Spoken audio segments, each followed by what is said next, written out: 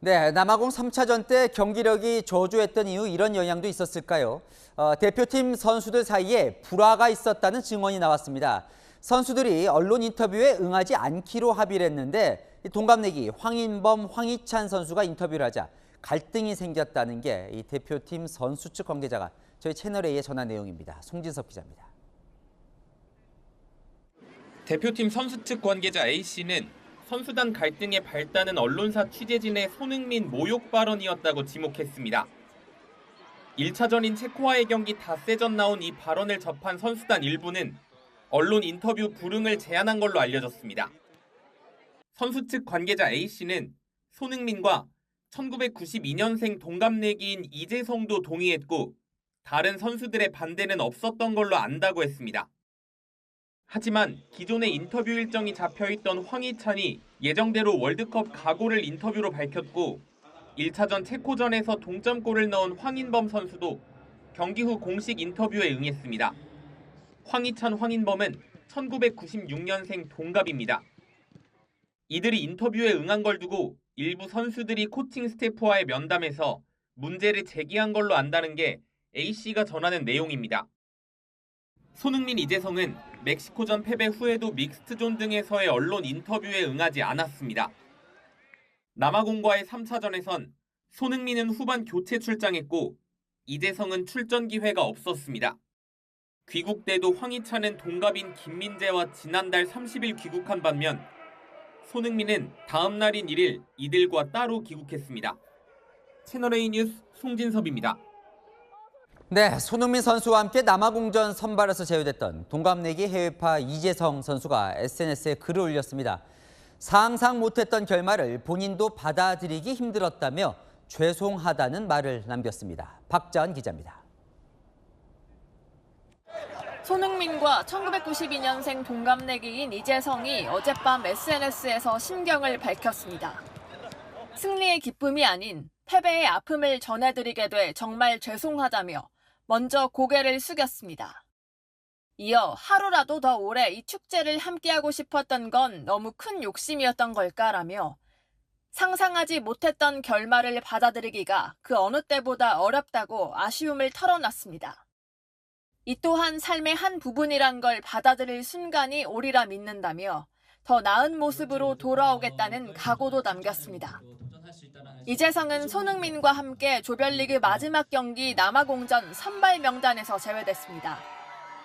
SNS에 올린 라커룸에 멍하니 앉아있는 사진이나 벤치 멤버로 몸을 푸는 사진은 선발 제외에 대한 아쉬움이 묻어납니다. 감독과 선수의 불협화음, 내부 갈등설 등이 제기되는 가운데 다수 선수는 침묵하고 있습니다. 대표팀 사정에 밝은 축구계 관계자는 채널A에 지금으로선 그 누구도 직접적인 입장을 내놓을 수 없을 것이라며 월드컵 관련 상황이 마무리되는 게 급선무이지 않겠느냐는 분위기를 전했습니다. 채널A 뉴스 박자은입니다. 국회가 대한축구협회 청문회를 검토 중입니다. 홍명보 전 대표팀 감독이 국회 증인으로 불려나올 가능성이 높아졌다는 관측입니다. 이기상 기자입니다.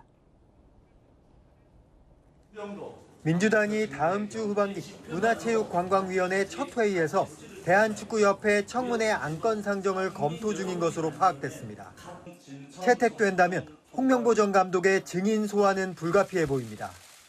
2년 전에 살펴봤던 홍 전 감독의 선임 과정부터 다시 들여다볼 계획입니다. 불공정한 절차에 의해서 감독의 선임이 된 것이 확인되었을 때 어떻게 하실 거냐고요? 불공정하지 않다고 생각을 하고 있습니다. 홍 전 감독의 연봉 지급 내역, 대한축구협회에 들어가는 국가지원금의 집행 내역 등도 청문회 점검 대상이 될 전망입니다. 정몽규 대한축구협회장의 증인 소환도 높게 점쳐집니다. 개모임이나 요즘 동아리 모임에도 정관이 확실해요. 동네 개모임이나 동아리만도 못하다라는 생각 일단 들고요. 지금까지 관행상 그 이사회 결의는 선임한 그 보완적인 이유 때문에 선임한 다음에 추인 맞습니다.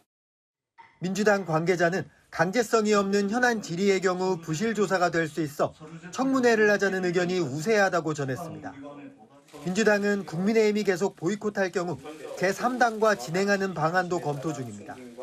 채널A 뉴스 이기상입니다. 홍명보 감독 경찰 수사를 받아야 하는 상황이 됐습니다.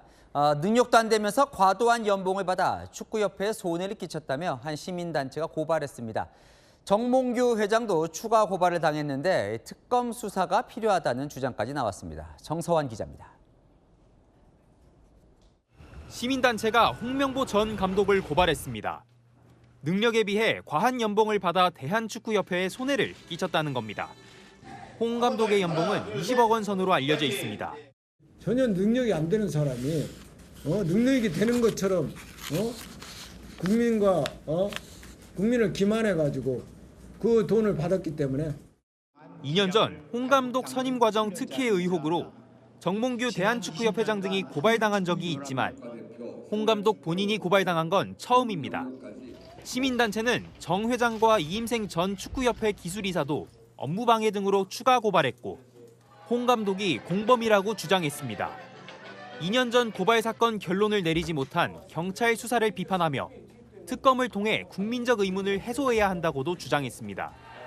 경찰이 수사팀을 배당하면 홍 감독도 피고발인 신분으로 조사를 받을 전망입니다. 채널A 뉴스 정서환입니다.